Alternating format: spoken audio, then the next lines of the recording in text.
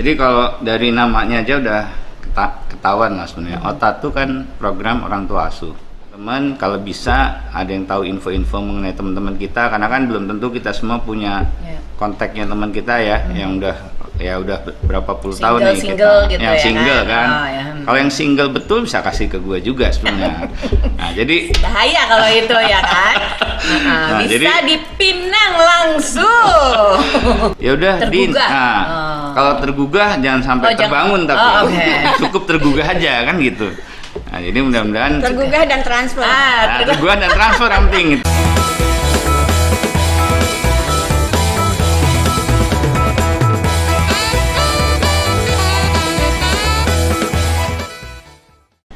Assalamualaikum. Hai, ketemu lagi bersama Kalem Podcast dan bersama saya Dini. Dan ada di sini sekarang narasumber kita 2 orang lagi teman dari Kalem, yaitu Najib, Hilyati.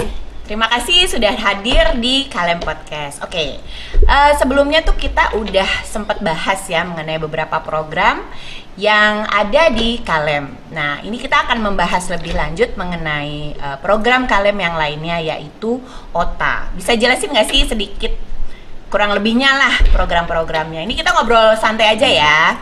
Jadi kalau dari namanya aja udah ketahuan lah sebenarnya. OTA itu kan program orang tua asuh.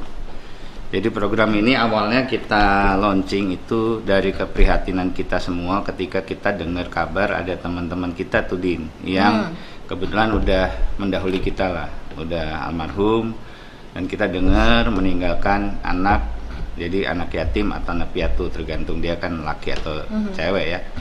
Jadi waktu itu kita start dari situ. Jadi kita coba bantu teman-teman kita anak Legiun yang kebetulan tadi sudah meninggalkan anak yatim atau anak piatu.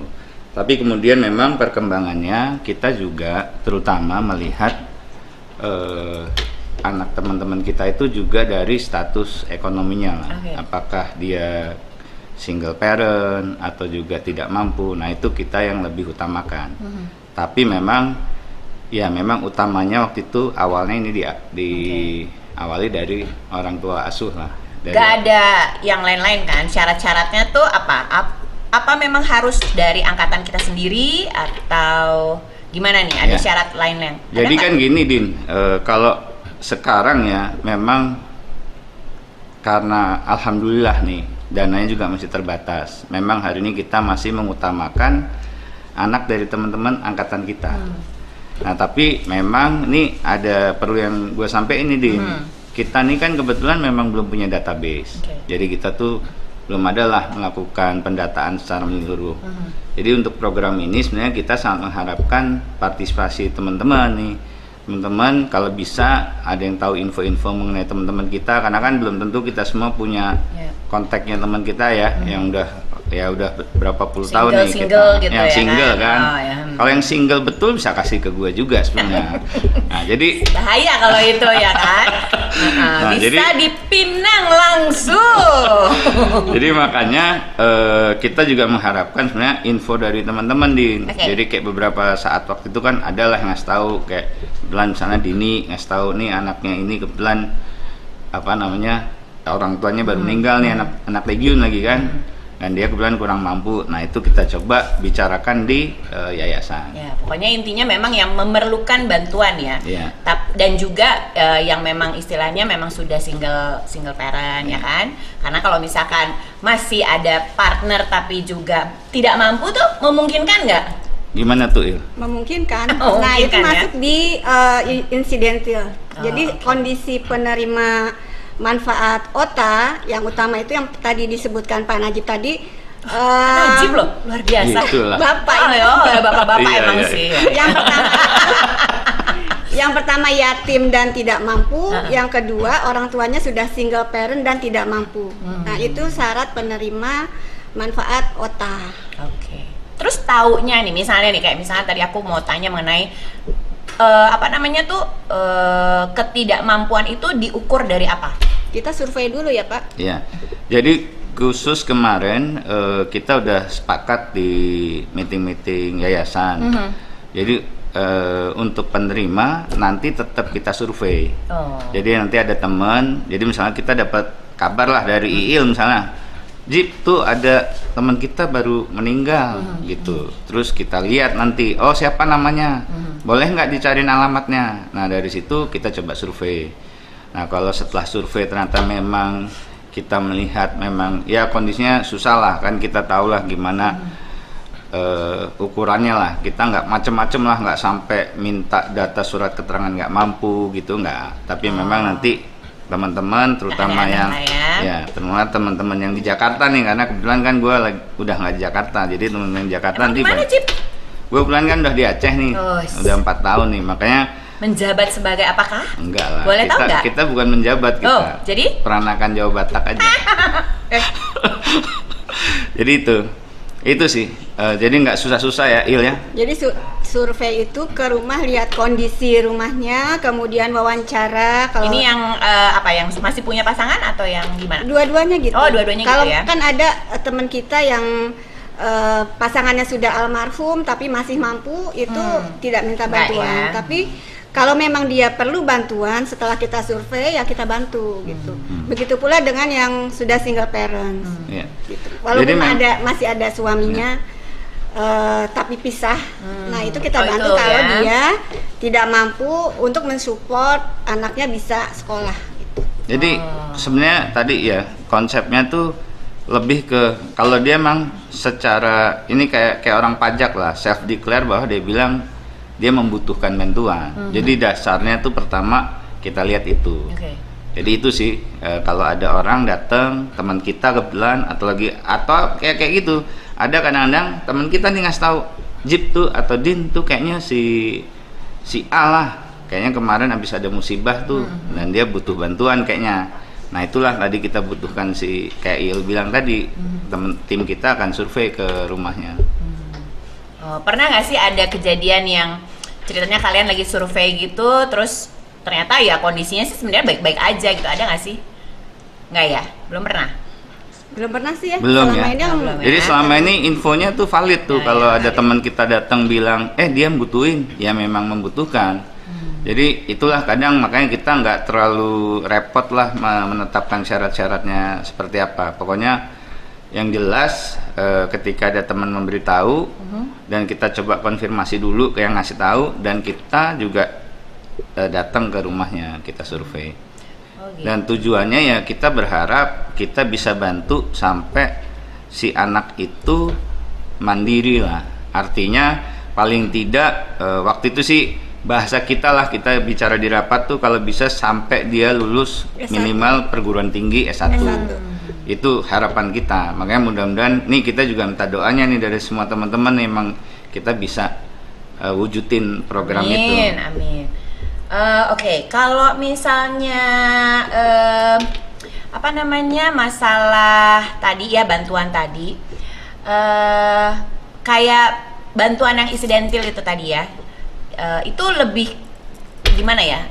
Gimana itu maksudnya? Enak gak sih kalau misalnya, apakah kalian tahu dari teman-teman atau orangnya yang datang langsung ke Kalem untuk tolongin gue dong, kayak misalnya nih gue bilang tiba-tiba aja, Jip tolongin gue lah Jip, gue lagi kesusahan nih Jip, gitu, lo mau bantu gue enggak? Nah itu kira-kira lo mau bantu nggak tuh?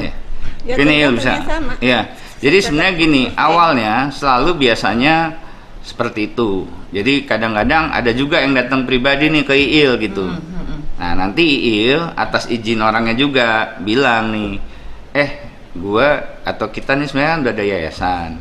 Jadi boleh nggak nih kita omongin di yayasan mengenai masalah lo? Karena kan bukan apa-apa ya, kita kan harus jaga martabat juga teman kita. Kadang-kadang kan dia mungkin tadinya mau minta bantuan pribadi aja, tapi ya inilah kita maunya jangan juga sampai ada teman-teman kita itu karena kita mau bantu jadi tersinggung. Jadi intinya kita akan terima dan kita biasanya kayak gitu. Kalau ada yang datang pribadi boleh, datang langsung sendiri boleh, atau ada teman-teman yang ngasih tahu. Ada beberapa temen lah yang kita awalnya dari dikasih tahu, bukan dari orang yang langsung. Tapi kalau nggak salah ada 2 atau 3 orang ya, itu ada orangnya ngomong langsung ke kita. Langsung, ya. Kayaknya aku juga mau ngomong langsung. Mengurangi keranjang Shopee Pay loh ini. Butuh bantuan. Oke. Terus udah gitu untuk selain bantuan orang tua ya, OTA itu tadi, ada nggak sih program lain yang dari Yayasan Kalem gitu? Kayak mungkin apa ya? Ada apa? Jumat Barokah apa ya waktu itu ya sempat dibahas juga ya? Ya, kalau untuk bantuan itu bisa Jumat Berkah. Jumat Berkah ini kita ada 2 sasaran ya. Sasaran pertama vendor. Vendor ini dari teman kita sendiri itu dengan tujuan meningkatkan perekonomian teman-teman lah. Nah, yang kedua untuk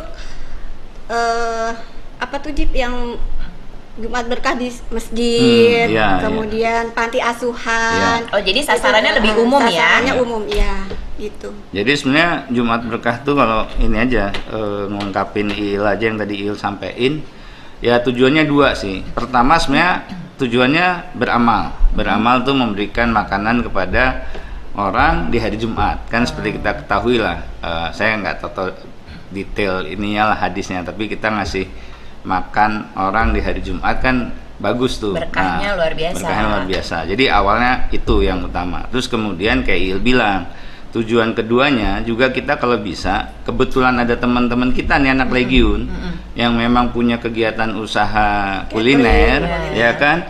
Jadi itu yang bisa kita sasar juga. Kayak Il bilang tadi, secara nggak langsung kita juga bantu meningkatkan perekonomiannya kawan-kawan kita ini juga. Jadi kalau, nah ini juga nih, kalau ada kawan-kawan Legiun yang kebetulan punya usaha kuliner, nanti bisa ngomong, karena ya sekarang terus terang kita cakupannya baru 4 kali ya dalam seminggu ya, Il ya. Satu minggu, 2 vendor, jadi 2 wilayah gitu. Oh, tapi di setiap hari Jumat ya kan? Setiap hari Jumat. Jadi dalam 1 bulan kita punya 8 vendor dan 8 wilayah yang kita distribusi Jumat Berkah itu. Dan sejalan masih dengan kemampuan yayasan nih, sekali lagi kita ya baru bisa setiap kali mengadakan Jumat Berkah tuh untuk 40 orang ya Il ya? 30 orang. Jadi mungkin ini lagi nih, ini salah satunya yang mudah-mudahan dengan podcast ini banyak teman-teman juga yang mendengar terus besok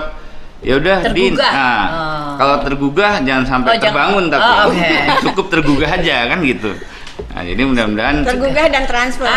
Tergugah dan transfer yang penting itu. Jadi mudah-mudahan ini kita juga inilah ini kan makanya masih utamanya tujuannya di lingkup Legiun utamanya. Ya kita kan kayak yang sering kita dengar lah, jangan sampai kita lihat tetangga kita kelaparan, tapi kita bantu orang yang jauh-jauh. Ini kan teman-teman kita sendiri nih. Udah kayak saudara sendiri lah. Ya kan? Berarti nggak bisa lebih jauh dari saudara gitu. Iya.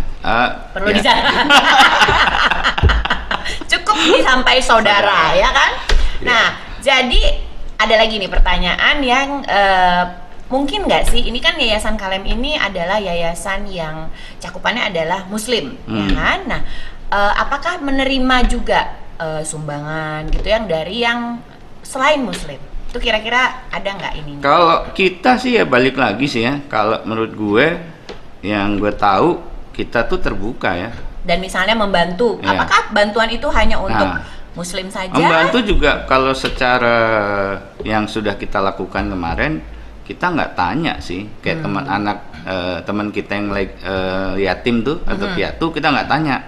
Waktu itu misalnya si A nih Muslim bukan, enggak, tapi balik lagi nih, ini lebih ke mampu atau tidak dan dia yatim atau piatu atau seperti apa. Nah jadi mudah-mudahan sih siapapun terbuka Din, ya. Jadi yang kebetulan kayak gini lah, dulu gue bukan anak rohis, tapi alhamdulillah ya sekarang bisa lah dikit-dikit bantu nih ngomong kan, ya ahlinya ngomong soalnya sebenarnya kan. Cuap-cuapnya kan. Itu, jadi itu sih terbuka Din, harusnya kita nggak ada batasan lah. Pada siapapun pokoknya ya. Baiklah, kita nggak berasa ya, waktu tuh berjalan cepat sekali seperti layaknya pertemanan kita yang sudah berapa puluh tahun ini ya kan, sejak lulus. Masya Allah, semoga semua rencana dan program dari Kalem akan terus berjalan dengan lancar dan juga mendapat berkahnya, serta banyak yang juga akhirnya setelah dari podcast ini tergugah seperti yang kata Bung Najib tadi katakan. Tergugah dan transfer. Dan transfer. Nah, itu Amin. penting sekali. Amin. Nah, oke. Terima kasih buat kehadiran teman-teman semua di sini. Sampai ketemu di podcast Kalem berikutnya. Salam Legion. Salam. Dah. Wassalamualaikum warahmatullahi wabarakatuh. Waalaikumsalam.